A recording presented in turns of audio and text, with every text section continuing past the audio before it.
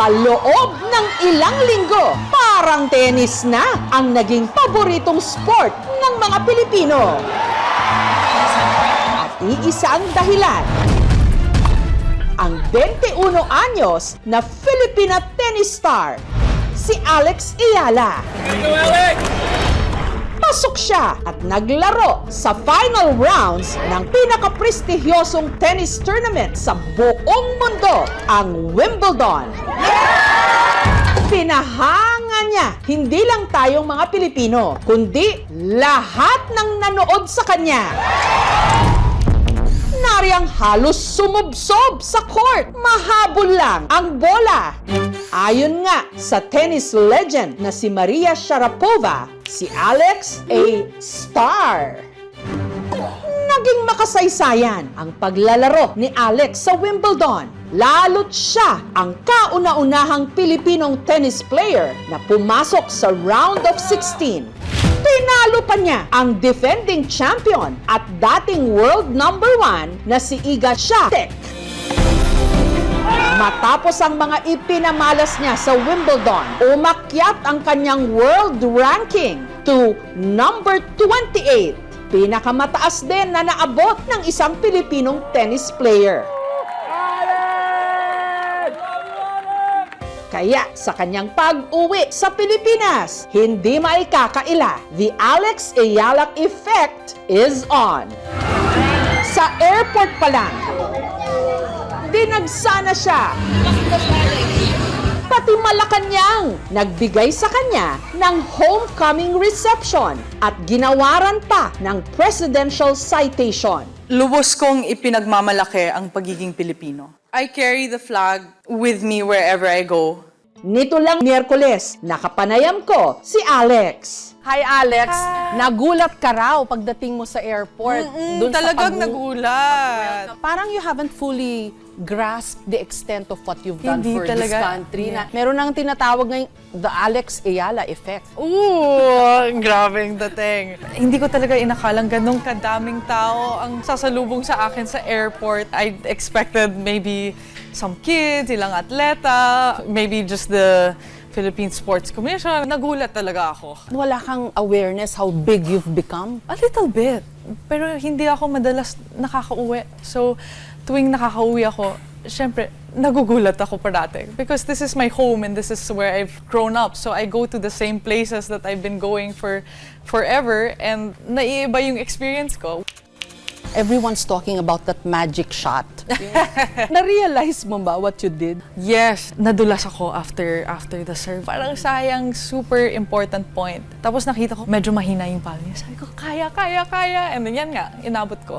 But I think that's just the mentality I had and it shows the motivation I had to win. Pero Alex, paano mo kinakaya yung pressure? Ang hirap nun one match, one tournament after another. Tapos ngayon, fairly or unfairly, parang sa'yo pa nakaatang ngayon yung Philippine pride. I remember at the core kung ano talaga yung trabaho ko. Atleta ako. And I know how to be an athlete. I've worked hard to be an athlete.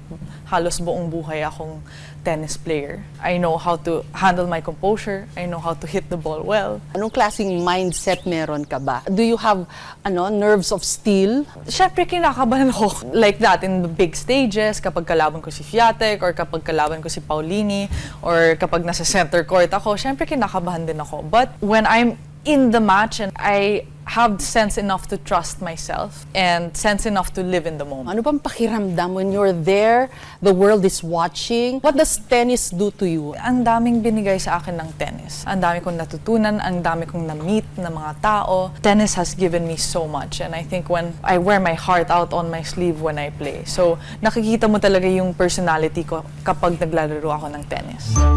Nasa dugo ni na Alex ang pagiging atleta. Dating Southeast Asia Games bronze medalist sa swimming ang kanyang mami Riza. Tennis player din sa Amerika ang kanyang kuya na si Miko. At ang una raw nagturo sa kanyang humawak ng racket ang kanyang lolo Bobby. Kaya 4 na taong gulang pa lang si Alex. Halos dito na siya lumaki sa tennis court ng Valle Verde Country Club sa Pasig.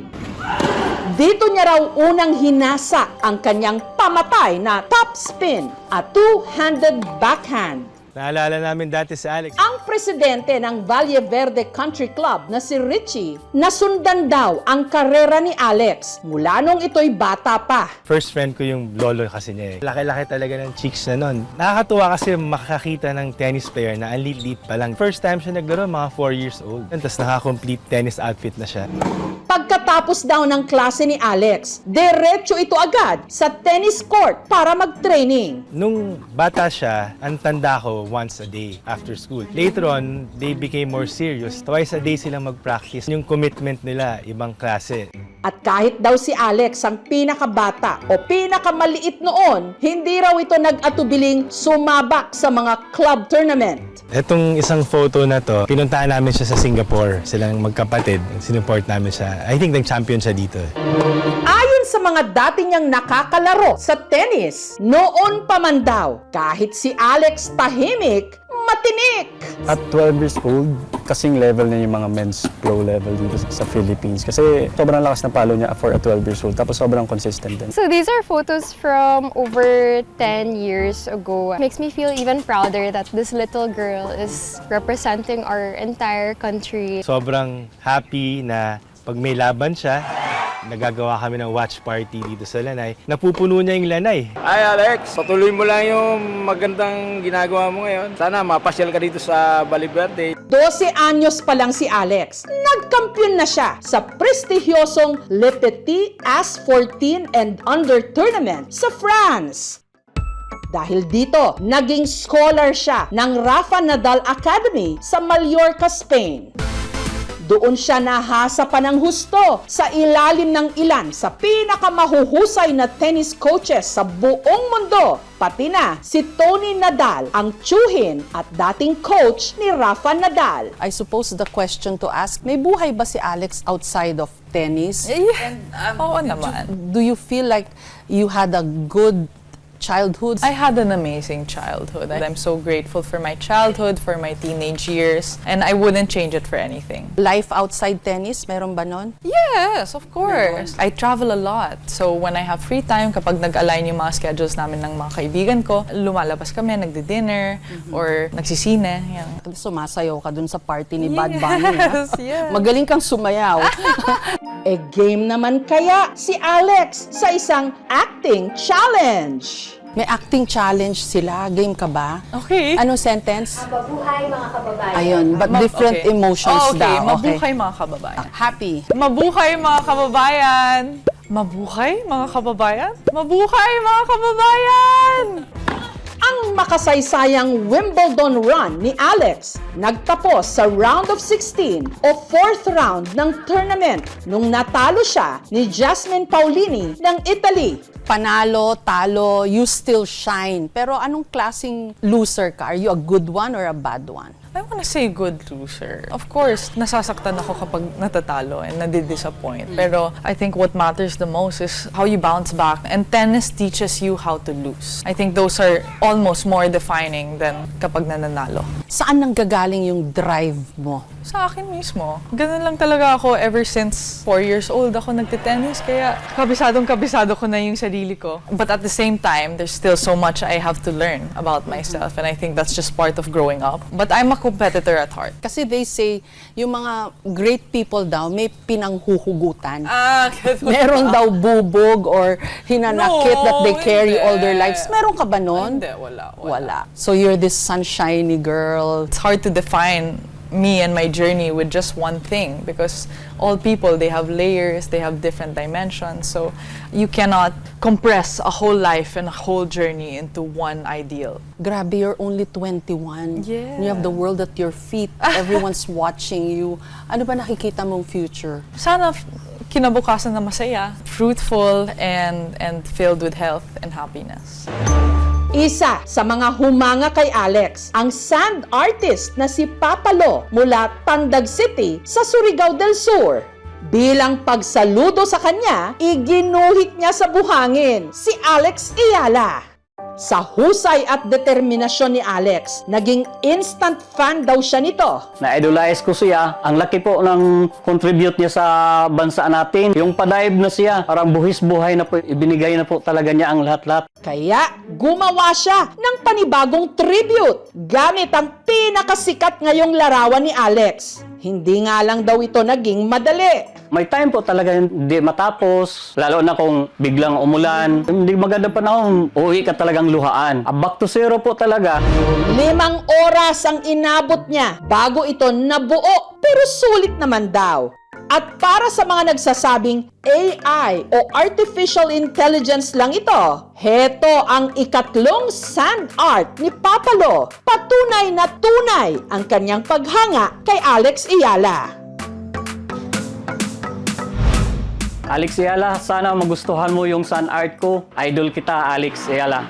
Pero kung may higit na na-inspire sa tagumpay ni Alex, ito ang mga batang nangangarap ding maging tennis champion. Isa na rito ang 8 taong gulang na si Rafael. Nung pinanganak ko siya, 2017, yun din kasi yung same year na nanalo si Rafael Nadal sa French Open. Nagkaroon ako ng idea na why not ipangalan natin yung anak namin kay Rafa. Nung 1-year-old po siya, tinatry po namin siyang pahawakan ng raketa. Tinatry niyang i-grip yung malaking raketa.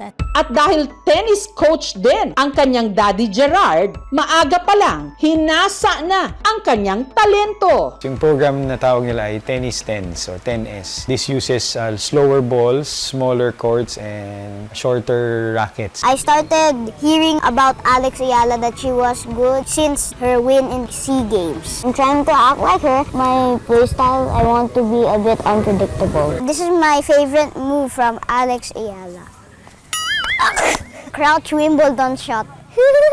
Mas lalo pa raw tumindi ang paghanga niya nung nakilala niya mismo ang kanyang idolo.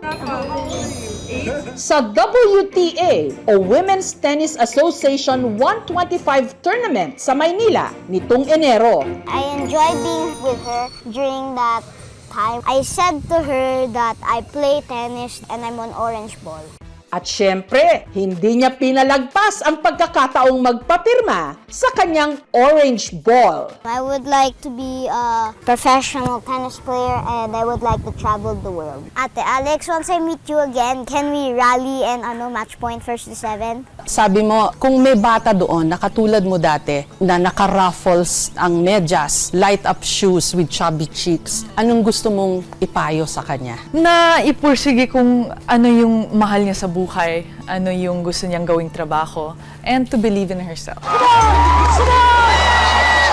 Marami mang bagay ang naghahati sa ating bansa ngayon. Ipinapaalala ni Alex Ayala na meron pa ring mga tagumpay na kaya tayong pag-isahin. At sa kanyang bawat laban, iisa ang sigaw ng milyon-milyong mga Pilipino saan mang sulok ng mundo. Laban, Alex! And that's the Alex Ayala Effect. Kasama po si Alex Ayala. Alex, iki-MJS na yan!